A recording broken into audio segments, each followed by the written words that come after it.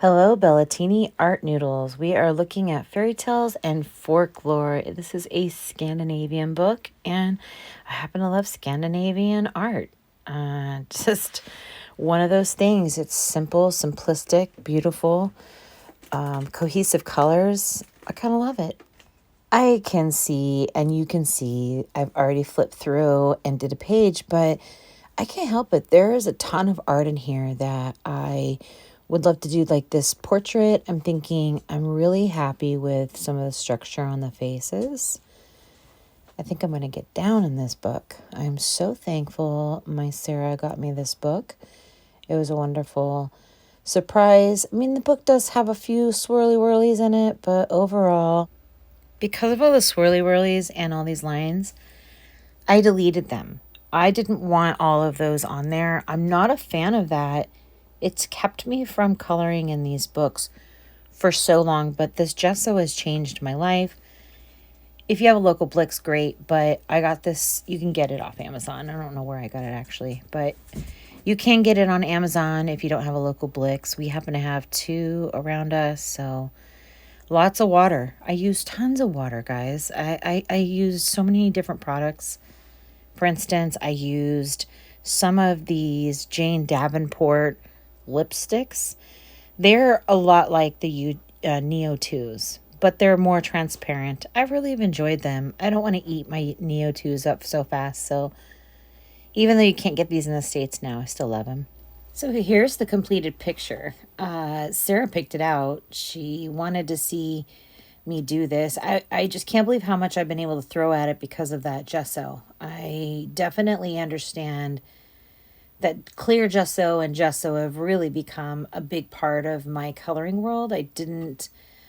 Don't know why I didn't think about it in the past, but here it is, and I'm enjoying my art better. I'm enjoying my process better. I could just see all the different it gives it like a tooth, right? So like canvas, it makes it so, I don't know. So the pencils, everything kind of makes more dust on it. Speaking of dust, I used this thing to wipe off my page. Every time I went down with a pencil, there was a ton of pencil dust left. I don't like that part because it does eat my pencils a lot, but I am really happy with the results I'm getting. Being patient, using the tools that I have. Yeah, I do. I'm really content with where it's at. I did use this Caran d'Ache black gouache, and I do have other gouaches, including my own gouache, but that's just what I reached for. This happens to be my personal watercolor line with my ceramic half pans. Use that a ton. This is Holbein white gouache. I feel like everybody needs this in their arsenal. Like, seriously, really.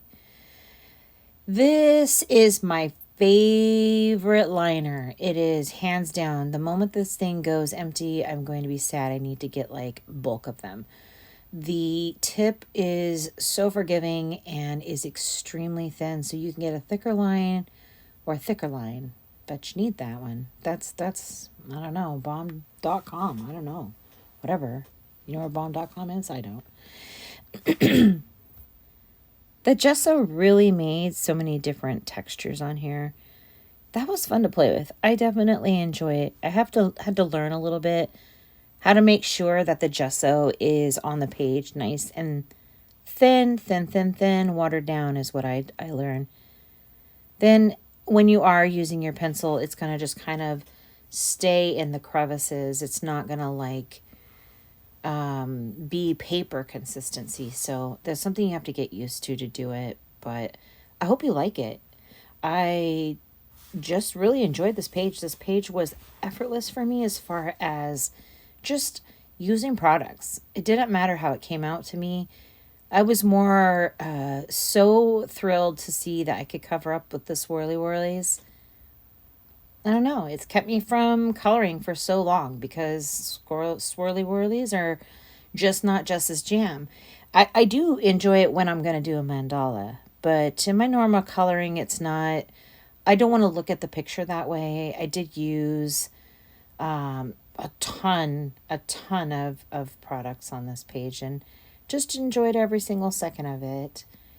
I thought I would bring some videos and show you just a little bit of what I'm doing on a specific page rather than waiting till the end of the month.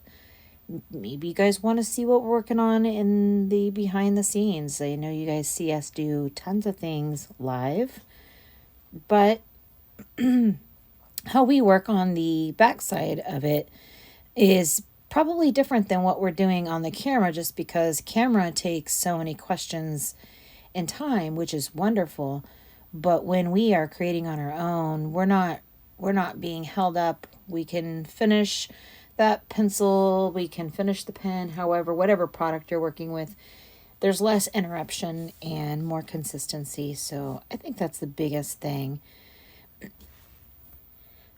The biggest thing is the balance, right? And having a social interaction and also getting time in just to create how my brain wants to create and express, I suppose.